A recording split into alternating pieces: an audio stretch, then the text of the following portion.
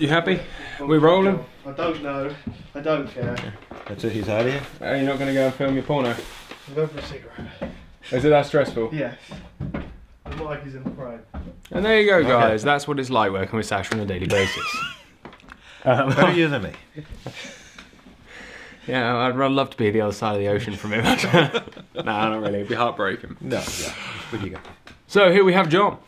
John's up from America. Another one. For the second time, yeah. Second time, Christ, third time with you this in the year. Third time this year here. Hey, that's must be something dragging you back. Don't know what it is, but so I thought I knew what it was until today.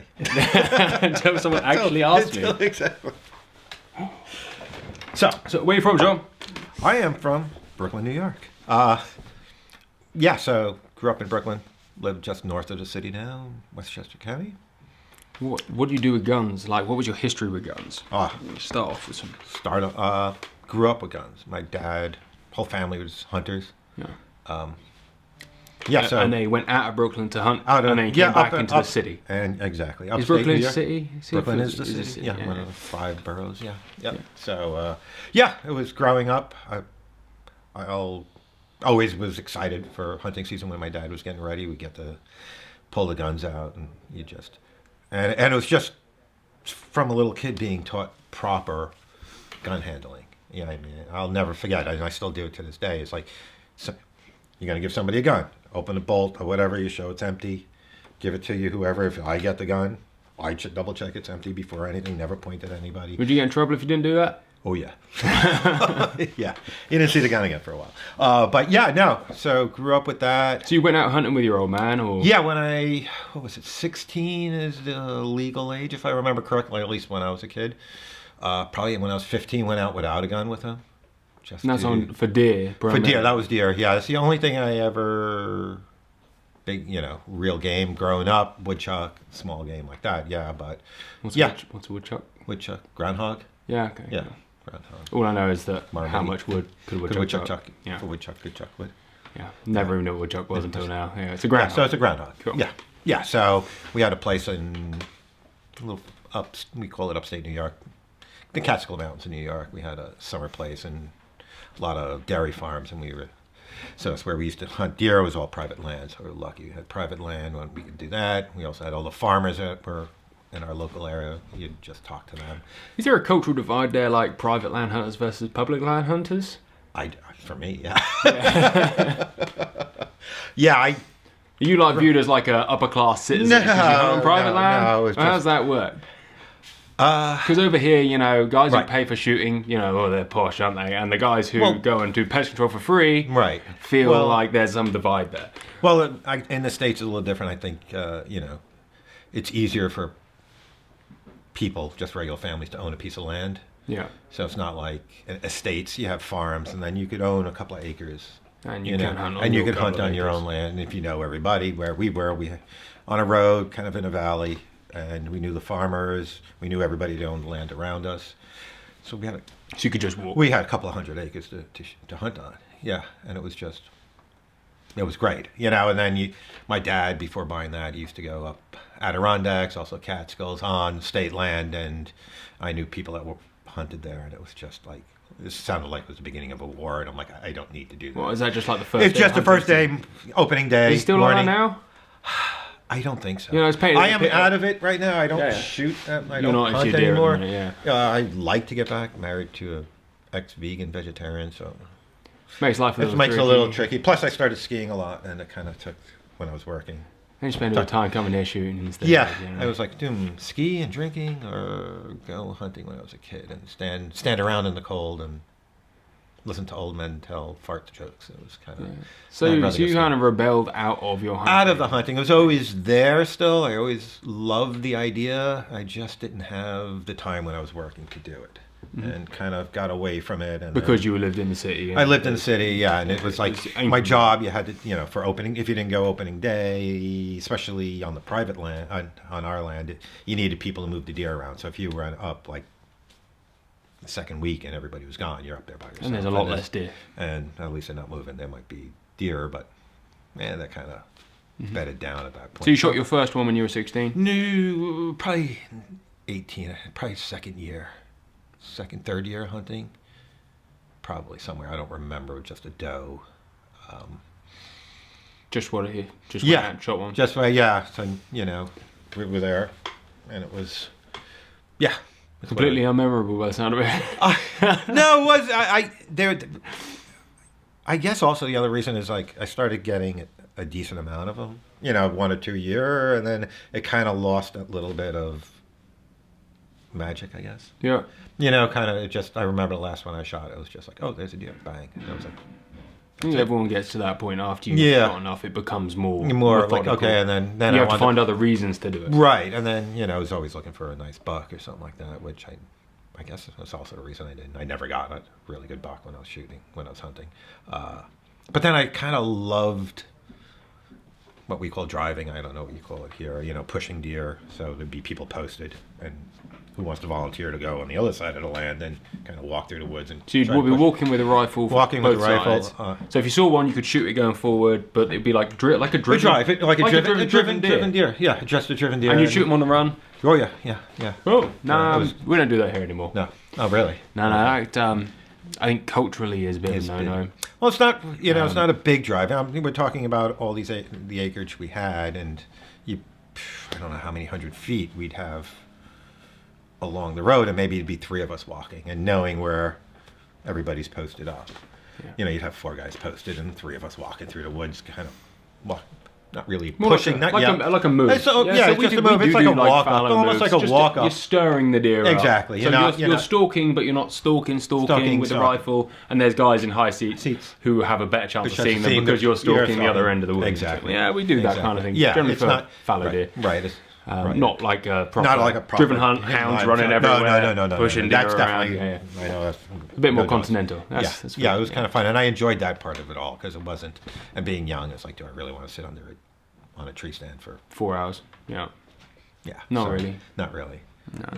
And I enjoyed it. I got a couple of deer walking like that, and my sitting around. I also bow hunted for a while, so I was like, okay, I did enough sitting in tree stands and overlooking, seeing deer that are out of range. Yeah, I had a nice one, nice 6-8 pointer, a nice rack that I had my only shot with a bow, and thank God I missed him because after the fact I realized it was getting dark. It was dark and further than you probably should have. Oh no, it was pretty close. Oh really? It was a really close shot. You just missed it clean. I just missed it. It was.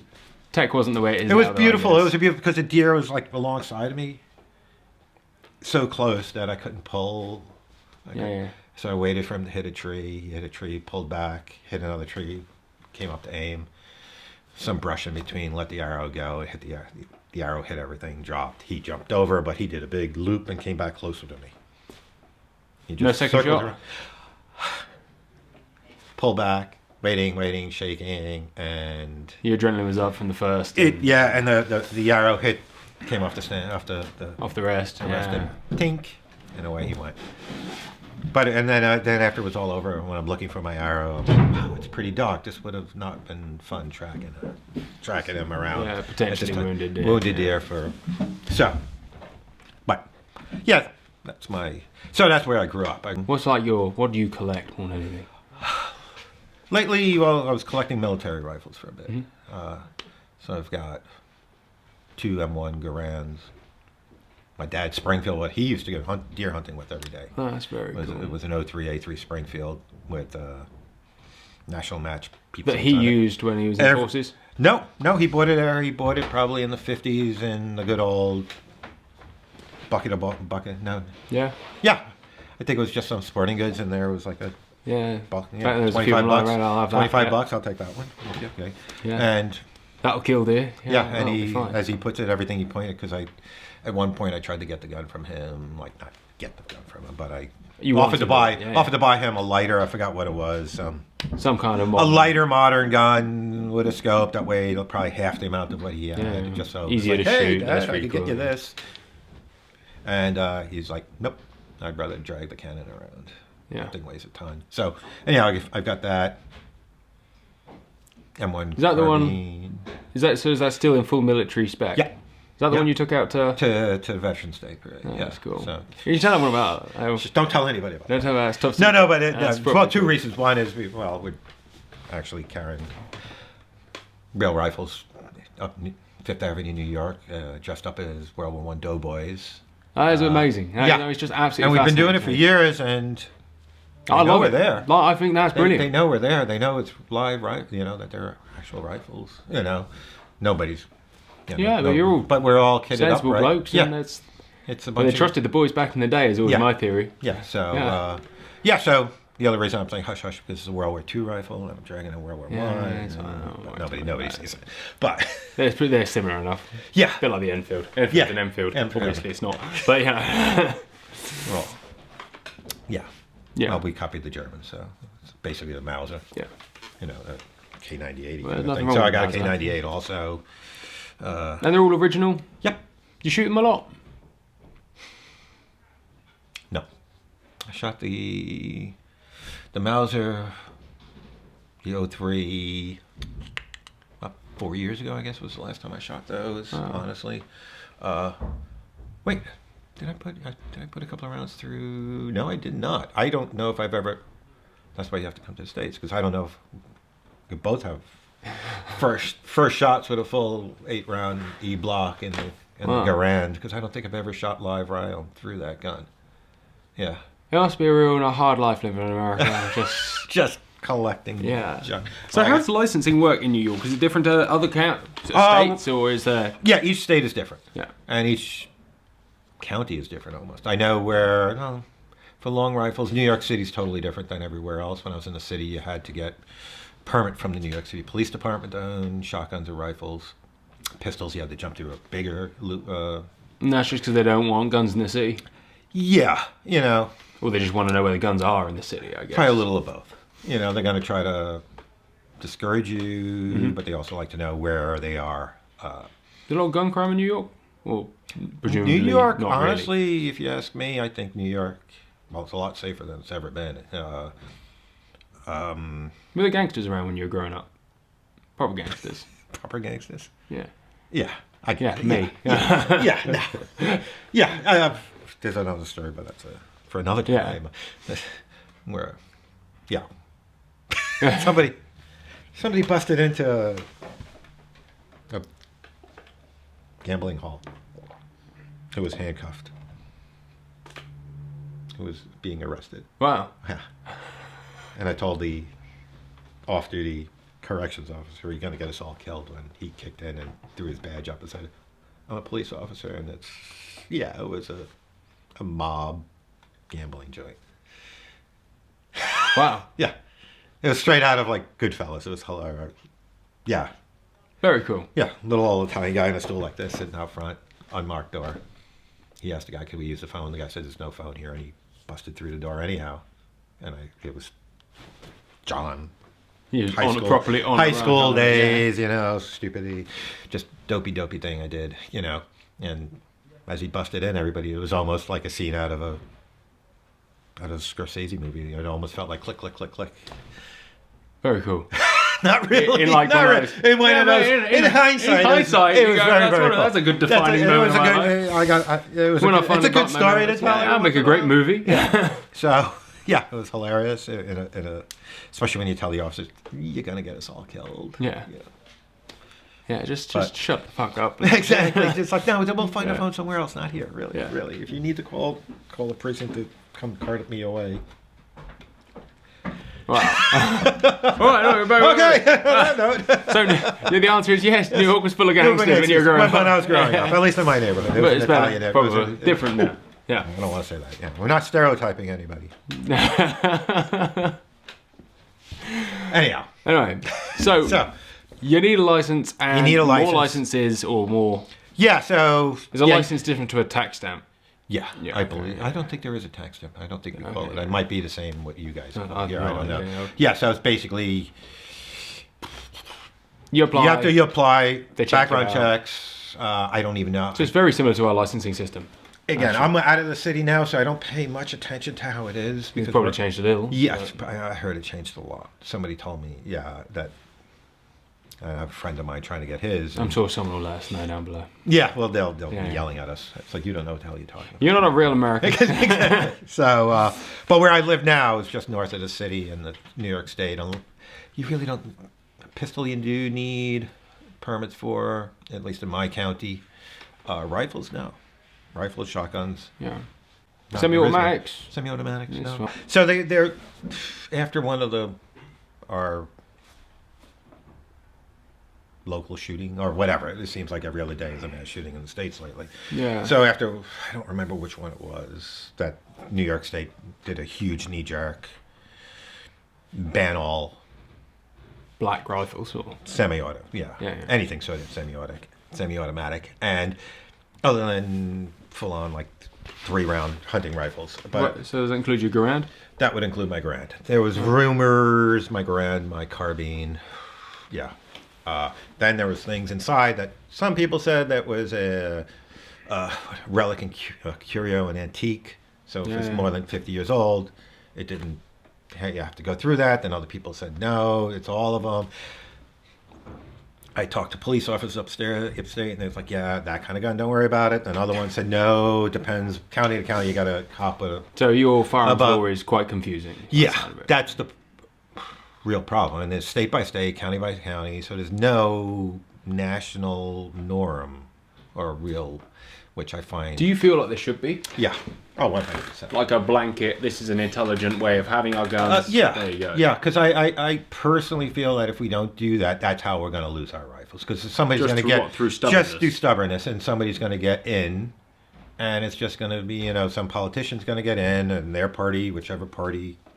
depends, is going to get in. It's just going to be a blanket, guns are bad, all got to go, as opposed to having a self-regulated, or just a common sense national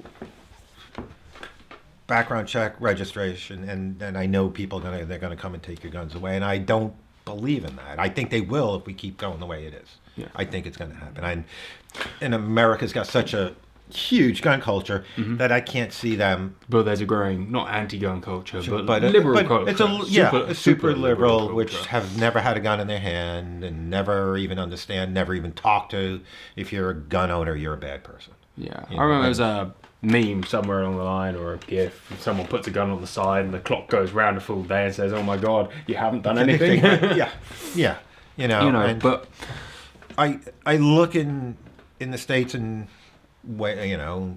Probably up until the 70s, how guns were accepted on both sides. Hunting. Was it the fact that the guns were accepted because of the hunting reason? I think it was you had that hunting culture where gun owners were mostly hunters and the target guys were mostly straight up target guys. And lately, if you see, your large capacity semi-automatic rifle, and you see what people what you're targeting, what you're using for a target or a sport with that kind of gun. It's very militaristic. So you would consider practical shooting to be militaristic? PSG. Me? Do I? No, but I think the general public it's easy to see it. Yeah, the general public sees that and doesn't see that as a sport. They see that. From what I could gather, they see that as like, what are you practicing for? You're training for something, as opposed to being a sport. It's an understandable confusion. Yeah, and that's, sometimes I look at it and I'm like, really, guys, this is what you got to do? You got to run around, But I must admit, it's quite fun. It is quite fun, exactly. Yeah. And if you get more people to understand that, then you lose that, these people are doing it are I would say probably most of them honest, law-abiding citizens, and there's no reason to take any of their stuff away from them. But you would, put a license on semi-automatic rifles? What we did it in, in the 30s with machine guns. You had to jump through hoops. Machine guns are basically illegal, but if you jump through the hoops, you get Dan, who we had here. Dan, who we had here, has his. You jump through the hoops. Boom, you pay the money and you pay the money, you get the background checks. You got to prove where you're keeping the gun. You got to, and they can check on you. And check on you anytime you want. It was like, they come and take his guns? No, if they're going to take anything, it would be that guy, and he's that license has been around since the 30s. And if they didn't have that license and everybody was running around, Al Capone kind of days or whatever you want to call, is when I believe it really happened, is around that time was when they put that in. It made sense. So you just feel like perhaps it's time for the next step. Yeah, banning them or taking them away? No, just making it a background checkable blanket across the states kind of thing. At least for that kind of gun. Why not? Semi-automatic center. Yeah, because it was another shooting. I don't know what happened today. There was another shooting today in the Navy days. Yeah, I was just looking at it. There was one yesterday. Don't know. And I'm not saying anything. There's way more than we hear about them. I take it. There's a lot more that happen than we get to hear about. It's becoming too normal. And then again, this is like I'm not like saying one or two people is not a bad thing. I don't even know the particulars of this anyhow. But in the States, you're gonna see when you see that you have the knee-jerk reaction, and if one side doesn't talk to the other side, and if one side is saying take them all away, and the other side says no. Somewhere along the line, that's when one side will win, and if it's probably not going to be the gun lovers who are going to convince everyone else. You look at the demographics, and no matter how you look at it, the cities are bigger, and for me, growing up in the city, I knew there was a community of hunters. Yeah, it was November. Was it the first Monday after the 15th of November, opening day? Everybody, I couldn't get vacation at work because all the guys took vacation at work. So you need to book it in first. You had to book it in. I didn't have enough seniority when I was young. The other reason I kind of stopped doing it because I couldn't get that week off. But it was like prime, and I've told you before, people going around with deer in New York and Brooklyn with deer strapped to the hood of their car. And it was kind of like, oh yeah, it's hunting season. It was fine. It was fine. So what happened? Or do you not? I don't know what happened. I think personally, what I think what happened is it was a generational thing. The next generation, I always feel, so when I'm 58 years old, I felt like my generation was the last generation that kind of had a connection to the older. It was almost the same games I played in the street, same games my dad played in the street, the same, watch things movies. Weren't moving fast. And then all of a sudden, this last 20 years, Jesus Christ. Exactly. Yeah. Things, even a little bit before that, I saw when I was younger, I'm like, wow, those kids aren't playing the same games that we were doing. They're not, we used to, one city block would challenge another city block to a baseball game or a street stickball, as we call it. And that all disappeared. And I think it's just a generational thing where technology they grew up. Technology, and there were other things. And where tech is ever moving, you can't pass your tech down to your kid because my kid isn't going to want to play on a Game Boy. Right. Or a Sega Mega Drive or some thing. That's just shit. Yeah. Right. So I just felt, I think that had to happen. Not had to happen, but I think that's what happened. That it just kind of like, it was a generation. There was a lot of Italians, German immigrants, second generation, first generation. Bring a lot of hunting culture. All the hunting culture and the country culture into living in the city, but they still had that. And then the city's got bigger, I take it, significantly or not? I don't know if it got bigger, but it's been a change of demographic, like it always does. My neighborhood I grew up was Italian, Norwegian. By the time a generation later, it was all Chinese. The whole neighborhood just turned over. It's just what New York does. It's just what New York does. You grow up, you're living in we had a 2-family apartment row house kind of deal like my parents, and then you don't want your kids to live, I grew up, I didn't want to live there. No, I went out and you try and grow up alone. Exactly. So that it all kind of went away from the city and everybody got caught up into other things, like me. I stopped hunting. What brought you back? What brought me back? So I started, we have a bunch of friends, we do a lot of vintage 1920s, 30s, 40s kind of dressing stuff. And I have a friend of ours. John is always immensely well dressed. This is like the most casual I've ever seen. And even though he's wearing a pair of Shimos and a gilet, so he's well up there in terms of smartness. But so we had this here. So I had a couple of shotguns, and so we had a couple of friends that a friend of mine put it together. The first one I just met him, so I wasn't in with them, and they went shooting dressed in tweed, broke out guns that one guy, two of my friends had all pre-World War II guns, probably even pre-30s. And they did this, we'll dress in tweed, we'll go to the range, we'll shoot trap. Just have a couple of guys, 5, 6 guys. Have some fun. Have some fun. No scores, whatever. So talk to them about it. It's like, you do this again, let me know. I've got some guns. I got some tweed. Let's do this. And boom, it became that. So it was like, basically I was shooting once a year only. Oh, wow. Break out the old guns up until February of this year. It was once a year. So it's just break out, break guns out, go shoot track and twig. What was it? H&R topper, a single barrel H&R topper from Harrington the 30 Richardson. Harrington Richardson, single barrel, 19. We should send all the ones in the scrap bin back over. You guys would probably get more appreciation out of them than we will. So I'd shoot that thing. I'd break that thing out, try to rip my arm off with the thing. Full load. Super full choke, yeah. Exactly. So I started doing that once a year. Yeah. And it was always a thing. I always loved shotguns, and I always loved the idea of shooting that way. And I never did growing up. Mm-hmm. And a bit more pomp and ceremony kind of thing. Yeah, a little more.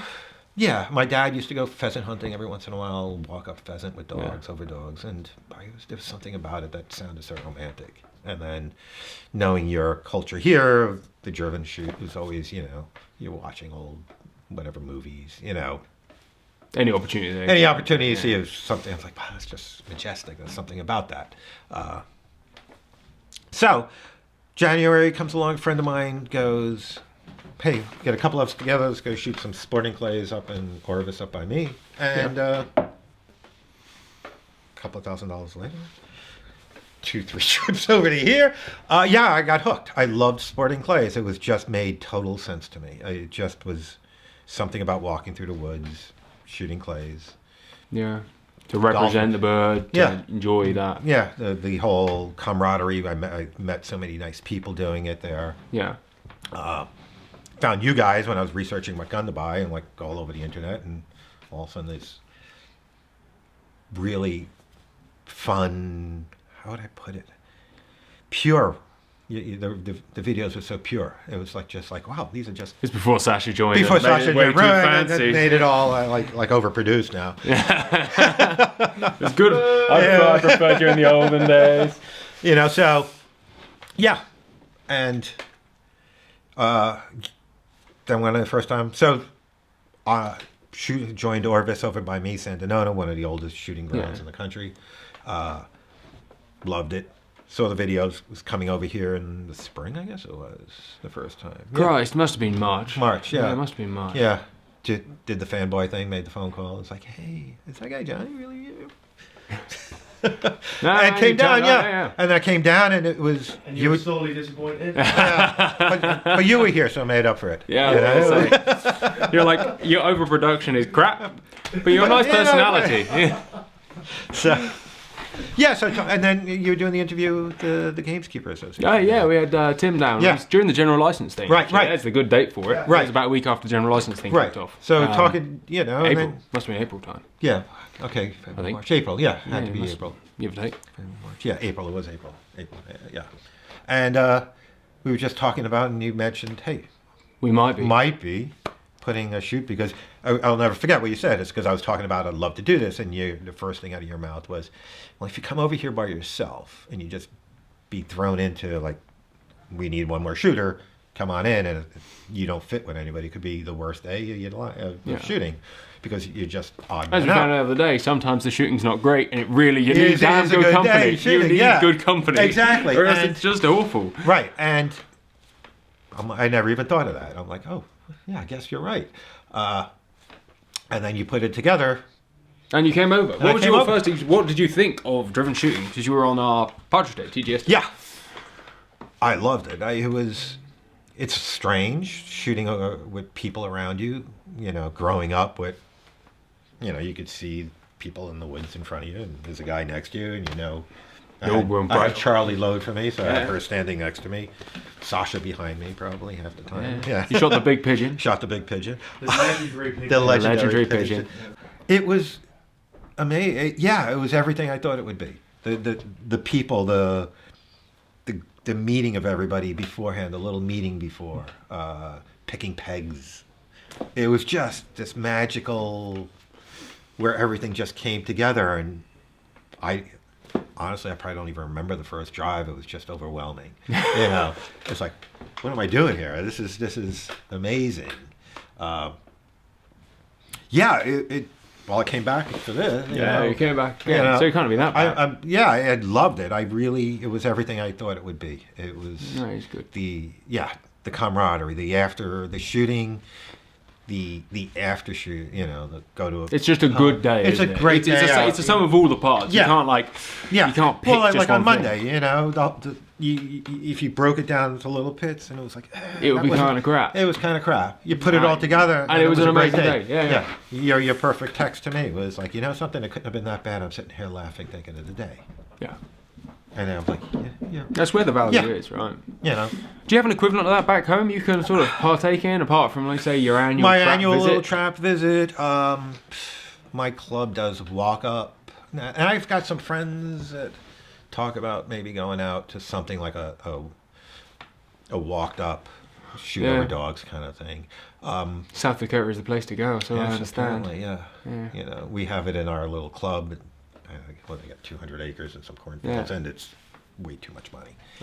Talking $6,000 for a membership and then $25 a bird. Just fly over here for a few $100 and come on a day shooting. Exactly. You're in for an entire. You come over for a weekend. A totally different experience. Probably costs less than $1,000. Exactly. In the grand scheme of things. Exactly. So for me, I would love to do it. Now that I'm getting the feeling back into.